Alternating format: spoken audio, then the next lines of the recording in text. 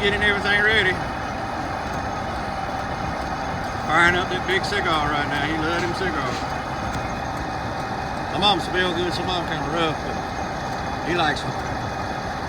We are officially picking beans. He's doing it with the John Deere. The gleaner still got a rattle chain issue and a bearing, and I went and got one yesterday, but I really needed two. That was my fault. So good news is I get to go back to Oxford tomorrow on the oil truck, and I'm gonna pick one up.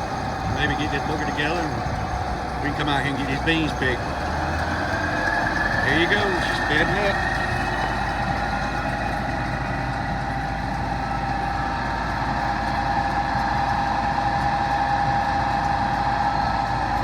I think I smelled the cigar.